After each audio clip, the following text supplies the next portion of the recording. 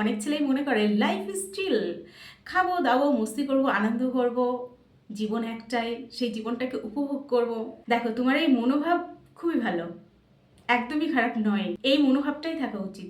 কিন্তু তোমার এই চিল লাইফ মনোভাবের জন্য যদি অন্য কেউ কষ্ট পায়, অন্য কারোর চোখের জল পড়ে, বা অন্য কারোর জীবন বিপন্ন হয়ে ওঠে, বা অন্য কারোর জীবন যদি দুর্বিষহ হয়ে ওঠে, বা কেউ যদি ডিপ্রেশনে চলে যায়, সেটা কিন্তু শুধু তার জন্যই নয়, তোমার জন্য খুবই খারাপ। আজকের এই ভিডিওতে আমি কিছু বার্তা ছেলেদেরকে দেবো এবং কিছু বার্তা মেয়েদেরকেও দেবো। দেখো, বর্তমানে আমি খুব কম মানুষের সঙ্গে কথা বলি, সিলেক্টিভ কিছু মানুষের সঙ্গে কথা বলি, মানে যাদের প্রবলেমটা গুরুতর তাদের সঙ্গে কথা বলছি।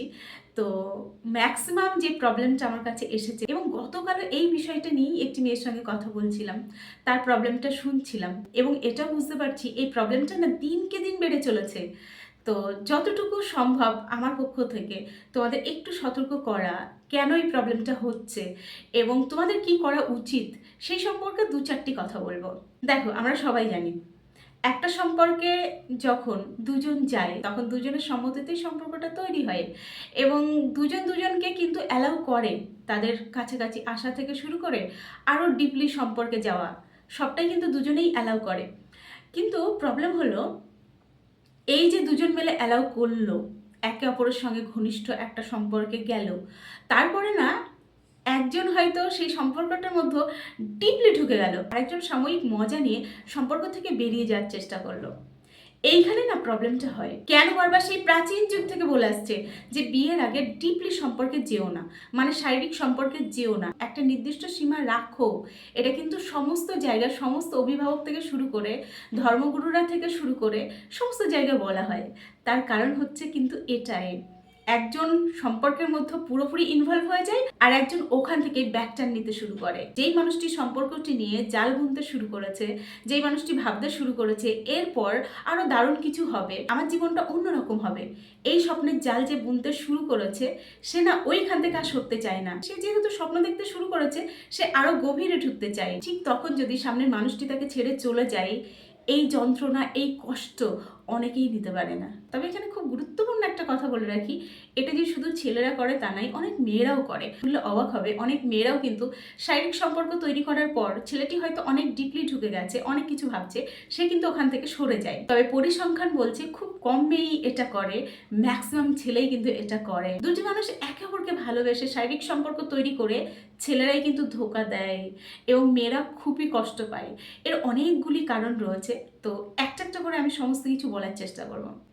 দেখো, ম্যাক্সিমাম ক্ষেত্রে যেটা ঘটে, ছেলেরা কিন্তু ওই সময়, ম্যাক্সিমাম ছেলেরা কোনো কাজ করে না, তারা কিন্তু বেকার থাকে। বেশিরভাগই কিন্তু দেখা যায় যে তারা পড়াশোনা করছে, তো তারা দায়িত্ব নেওয়ার মতো একটা জায়গাতে পৌঁছাই না তখন। কিন্তু অপোজিটে থাকা মানুষটি না তাকে বারবার বলতে থাকে, নক করতে থাকে যে আমরা নেক্সট এটা করব, আমরা বিয়ে করব, বা আমরা একসঙ্গে থাকবো, বিভিন্ন প্ল্যানিং করতে থাকে। এই প্ল্যান বা এই কথাগুলি না ওই ছেলেটির উপর চাপ তৈরি করে, তখন সে চেষ্টা করে ওখান থেকে সরে যাওয়ার। একটা মেয়ে যখন শারীরিক সম্পর্কে লিপ্ত হয়, তখন না তার মনের মধ্যে অনেক বেশি ভয় কাজ করে, তার জন্যই কিন্তু কথাগুলি বলে, বারবার বলতে থাকে, মানে কনভিন্স করিয়ে নেয় যে তুমি আমার সঙ্গে থাকবে তো। আর এটা একবার দুবার নয়, হয়তো দিনের মধ্যে 5বার কথা হচ্ছে, তার মধ্যে 4বার বলে দেবে যে আমরা কিন্তু এই করব, আমাকে কিন্তু তোমাকে বিয়ে করতেই হবে, আমরা কবে বিয়েটা করছি, তুমি কাজ পেলেই কিন্তু আমরা বিয়েটা করে নেব, ইত্যাদি কথা কিন্তু বলে ফেলে। এবং আরও যেটা ঘটে, মেয়েরা না ওই সময় মানে পুরোপুরি নিজেকে তার স্ত্রী ভাবতে শুরু করে, স্ত্রীর ভূমিকা নিতে চায় এবং বিভিন্ন বিষয়ে বাধা দেয়, এখানে যেও না, ওটা করো না, এটা তুমি করলে আমাকে বললে না কেন, তুমি ওইখানে গিয়েছিলে আমি তো জানি না, ইত্যাদি কথা কিন্তু বারংবার বলে, বারংবার ফোন করে, হয়তো ফোনটা কেটে দিচ্ছে তাও ফোন করছে, তার কারণ সে কিন্তু অলরেডি ইনসিকিউর ফিল করছে, তার জন্যই কিন্তু বারবার তাকে ফোন করছে, কাছে টানার চেষ্টা করছে, আরও বেশি তার সঙ্গে কথা বলার চেষ্টা করছে। এতে কি হয়, মেয়েটি কিন্তু সহজলভ্য হয়ে গেল তার কাছে। বারংবার যখন একটা মানুষ না নিজে থেকে কন্ট্যাক্ট করে, বারবার এক কথা বলে, তখন কিন্তু তাকে ওই ছেলেটি সস্তা ভাবতে শুরু করে এবং যত দ্রুত সম্ভব ওই সম্পর্ক থেকে কিন্তু সে বেরিয়ে যেতে শুরু করে। তার কারণ সে নিজেও জানে যে আমার এখন অনেক টাইম লাগবে, লং টাইম, আর জীবনটা সবে আমি দেখতে শুরু করেছি, এখনই কোনো সম্পর্কের বাঁধনে নিজেকে বাঁধবো না। কিন্তু ওই যে আবেগবশত কাজটা করে ফেলেছে। কিন্তু যখন ঘটনাটা ঘটে গেছে এবং এই সমস্ত কথাগুলি শুনছে বারবার, তখন না সে চাপ অনুভব করছে এবং সে কিন্তু মনস্থির করে নিচ্ছে যে এই সম্পর্কের মধ্যে আমি আর থাকবো না, এখান থেকে আমাকে যে করেই হোক বেরিয়ে যেতে হবে। অনেকে প্ল্যান করে তাকেই দোষারোপ করে সম্পর্ক থেকে সরে যায়। আবার অনেকেই কি করে ডাইরেক্ট বলে দেয় যে আমি এই সম্পর্কটা আর কন্টিনিউ করবো না, আমি তোমার সঙ্গে থাকবো না। অনেকে অনেক কাজ করে, কিন্তু যার সঙ্গে এটা ঘটে, যে মেয়েটির সঙ্গে ঘটে, সে না এটা নিতে পারে না। এই কথাগুলি নেওয়ার জন্য সে প্রস্তুতি থাকে না, তার কাছে এই প্রতিটি কথা মৃত্যুর সমান।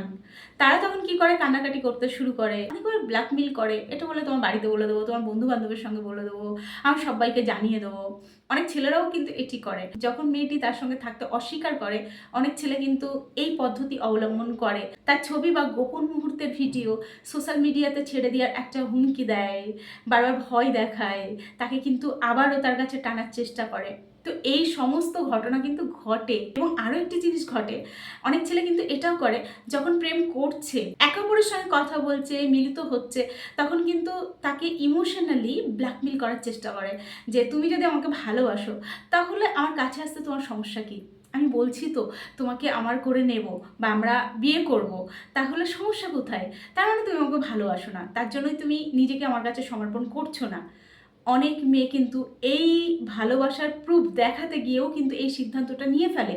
হয়তো তার মোটেও ইচ্ছা নয়, কিন্তু ওই যে বারবার বলছে তুমি তাহলে আমাকে ভালোবাসো না, এটা তার মনের মধ্যে স্ট্রাইক করে এবং সেভাবে না, ঠিক আছে ভালো তো বাসি, তাহলে ও যেটা বলছে সেটাই করি। একটা কথা আমি পরিষ্কার করে মেয়েদেরকে বলবো, যে সমস্ত ছেলেরা এই কথা বলে তোমার কাছে আসার চেষ্টা করছে, কনফার্ম থেকো, তোমাকে সে কোনোদিনও নিজের করে নেবে না। কারণ মিলিত হওয়ার যে প্রসেস সেটাই তো ভুল, একটা ভুল পদ্ধতিতে তোমাকে ভুলিয়ে এই সম্পর্কের মধ্যে যাচ্ছে। প্রথমেই রংভাবে শুরু হচ্ছে সম্পর্কটা, তো এই ভুল কখনো করো না। যদি সে বলে তুমি আমাকে ভালোবাসো না, আচ্ছা ঠিক আছে ভালোবাসি না, তাহলে সম্পর্কটা এখানে শেষ করো। এইখানে ইমোশনালি ফুল হয়েও না, একটুখানি সচেতন হওয়াটা খুব জরুরি আমাদের জন্য। কারণ একবার যদি তুমি এই সম্পর্কের মধ্যে লিপ্ত হয়ে যাও এবং তারপরে যদি সে তোমাকে ছেড়ে চলে যায়, তখন সেই ধাক্কাটা না সবাই সামলাতে পারে না, ম্যাক্সিমাম মেয়ে পারে না। গতকাল একজনের সঙ্গে কথা বলছি, এত কাঁদছে এত কাঁদছে, যেটা ধারণারও বাইরে। কারণ তার মনে না ব্যাপক প্রভাব ফেলেছে বিষয়টি। তার ভয় লাগছে যে পরবর্তীতে আমার লাইফে যে আসবে সে যদি জেনে যায় বা বুঝতে পারে, তাহলে আমার লাইফটা আজকে যেমন শেষ হয়েছে আগামীতেও শেষ হবে। এই চিন্তা কিন্তু তার মনের মধ্যে অলরেডি ঢুকে গেছে। এই যে আত্মগ্লানি, সেই আত্মগ্লানি তাকে কুড়ে কুড়ে খাচ্ছে। অনেকেই আছে এখান থেকে খুব স্মার্টলি বেরিয়ে যায়, কিন্তু ম্যাক্সিমাম মেয়েদের মনে এই ভয়টি কাজ করে, যে ভয়টির কথা একটু আগে বললাম। আর ছেলেদের উদ্দেশ্যে একটা কথা বলবো, হয়তো তোমার এখন মনে হচ্ছে লাইফ ইজ স্টিল, কিন্তু বিশ্বাস করো যখন তোমার বুদ্ধি একটু পরিণত হবে তখন অনেক বেশি খারাপ লাগবে। এই কাজটির জন্য কোনো সময় যদি তোমারও আত্মগ্লানি জেগে ওঠে, তাহলে কিন্তু নিজেকে সামলাতে পারবে না। এবং ম্যাক্সিমাম ক্ষেত্রে যেটা ঘটে, পরবর্তীতে আমাদের লাইফে খারাপ কিছু ঘটলেই আমাদের মনের মধ্যে একটা বিষয় কাজ করে যে ওর সঙ্গে ওই অন্যায়টা করেছিলাম, ওকে আমি কাঁদিয়েছিলাম, তার জন্যই হয়তো এই দিনটা আমার লাইফে এসেছে। এরকম নেগেটিভ ভাবনা একবার যদি তোমার মনের মধ্যে এসে যায়, আর তুমি ওখান থেকে নিজেকে বার করতে পারবে না। তুমি নেগেটিভ জোনে চলে যাবে এবং লাইফে সব কিছু খারাপই হবে। আমি কখনো বলছি না যে কারোর সঙ্গে মিশো না, কারোর সঙ্গে ডিপলি রিলেশনে যেও না, এটা তোমার ব্যক্তিগত স্বাধীনতা। কিন্তু এই প্রবলেমগুলি হয় যখন কারোর সঙ্গে ডিপলি মিশছো, তখন তুমি সেই সম্পর্কের দায়িত্বটা নিতে পারবে কিনা এটা ভেবে তারপরে এগিয়ে যাও। তো আশা করি আজকের এই ভিডিওটি অনেকেরই উপকারে আসবে। যদি উপকৃত মনে হয় তাহলে শেয়ার করো সবার সঙ্গে, অনেকেরই জানার প্রয়োজন রয়েছে কথাগুলি। এবং যদি ভিডিওটি ভালো লাগে তাহলে একটা লাইক দাও, চ্যানেলটি সাবস্ক্রাইব করো, সঙ্গে থাকো আরও নতুন নতুন ভিডিও পাওয়ার জন্য। সকলে ভালো থেকো, সুস্থ থেকো, আবার দেখা হচ্ছে নেক্সট ভিডিওতে।